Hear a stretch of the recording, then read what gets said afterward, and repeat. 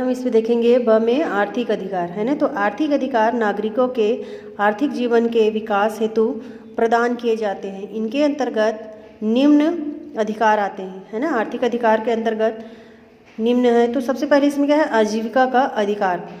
तो अपनी आवश्यकताओं की पूर्ति के लिए कोई भी व्यवसाय करने का अधिकार प्रत्येक नागरिक को प्रदान किया गया है ना। मनुष्य क्या कर सकता है, अब कोई भी कार्य करने के लिए है ना, मतलब उसको जो कार्य अच्छा लगता है, वो जो कार्य वो कर सकता है, वो कार्य करने के लिए उसको क्या है, अधिकार प्रदान है। और इच्छानुसार व्यवसाय चुनने या आजीविका हेतु कार्य करने की स्वतंत्रता ही आजीविका का अधिकार है ना। उस पर कोई दबाव नहीं डाल सकता कि वो ये कार्य करेगा मतलब यही कार्य करेगा है ना। उसको पूर्ण स्वतंत्रता है, वो जो व्यवसाय करना चाहे कर सकता है।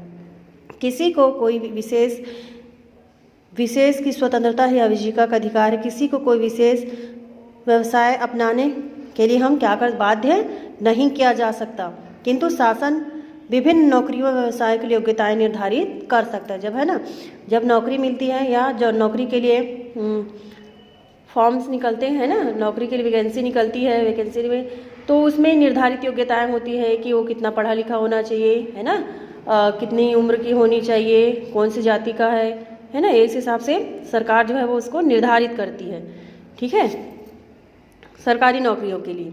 दूसरा इसमें दिया है काम का अधिकार। तो वर्तमान समय में कई राज्यों ने अपने नागरिकों को काम का अधिकार प्रदान किया है, जिसके अंतर्गत व्यक्ति राज्य से काम की मांग करता है और राज्य उसे काम नहीं देता तो उसे गुजारा भत्ता देता है। इस प्रकार की व्यवस्था साम्यवादी देशों में है, किंतु भारत में सरकार नागरिकों को इस दशा में सहायता प्रदान करती है, ठीक है। तीसरा इसमें दिया न्यूनतम मजदूरी का अधिकार। तो प्रत्येक राज्य अपने नागरिकों को काम की उचित मजदूरी, किसी से बेगार न ली जाए और किसी का आर्थिक शोषण ना हो है ना, उससे काम से अतिरिक्त ज़्यादा काम ना करवाया जाए है ना, और उसका शोषण ना किया जाए, इन सब की व्यवस्था करता है।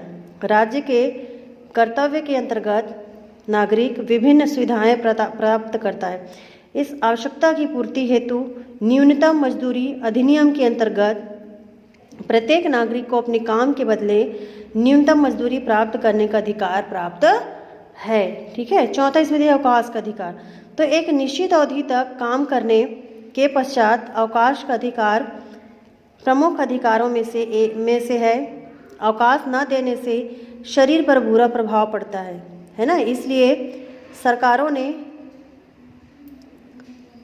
काम के घंटे, काम की दशाओं में सुधार एवं काम के बाद अवकाश की व्यवस्था की है। प्रत्येक नागरिक को साप्ताहिक अवकाश और वर्ष के अर्जित अवकाश की व्यवस्था की है ना। सरकारी काम है, अगर छुट्टी नहीं मिलेगी है ना, तो वो उसका शरीर जो है वो क्या हो जाएगा, बहुत थक जाएगा है ना, वो बीमार पड़ जाएगा काम करते करते। इसलिए सरकार ने क्या किया है, अवकाश की भी सुविधा की है, ठीक है।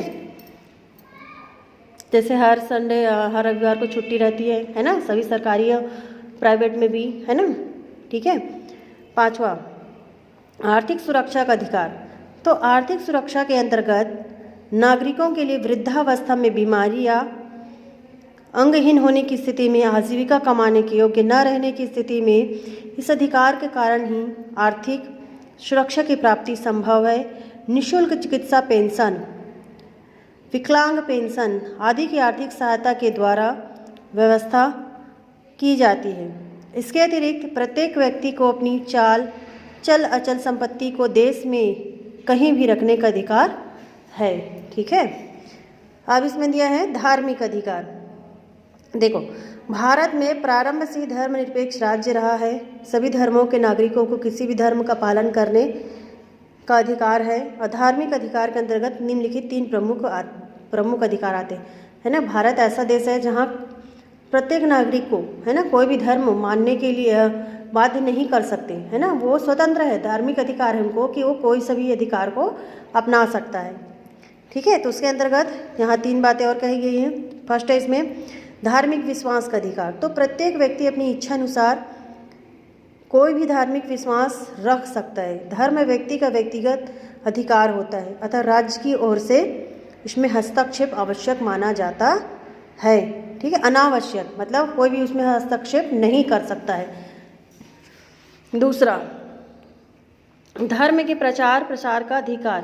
तो प्रत्येक धर्मावलंबी को अपने धर्म का प्रचार प्रसार करने का समान अधिकार प्राप्त है ना। प्रेम तथा स्नेह से धर्म परिवर्तन पर कोई प्रतिबंध नहीं है। धर्म प्रचारक अपने धर्म के प्रचार के लिए शांतिपूर्ण सम्मेलन कर सकने का अधिकार रखते हैं। तीसरा, पूजा करने का अधिकार। तो प्रत्येक व्यक्ति को अपने धर्म व विश्वास के अनुसार पूजा पाठ करने का अधिकार है। राज्य का यह कर्तव्य है कि वह प्रत्येक धर्म के मामले में रुचि ले तथा उन्हें सहयोग दे, किंतु राज्य किसी धर्म को महत्व ना दे। ठीक है, अब इसमें दे सांस्कृतिक अधिकार। तो आधुनिक राज्य अपने नागरिकों को शिक्षा प्राप्ति का अधिकार प्रदान करते हैं। समुचित शिक्षा की व्यवस्था के आधार पर ही आदर्श नागरिक बन सकता है। शिक्षित व्यक्ति ही अपना व अपने समाज का विकास कर सकता है। वर्तमान युग में नागरिकों को सांस्कृतिक संस्थाएं स्थापित करने तथा उनका प्रचार करने का अधिकार है। इन संस्थाओं के विकास से ही सभ्य समाज का निर्माण होता है। पुस्तकालय है ना, वाचनालय, अजायब घर, प्रयोगशालाएं व अन्वेषण केंद्रों की व्यवस्था करके नागरिकों के सांस्कृतिक अधिकारों को बढ़ावा दिया जाता है।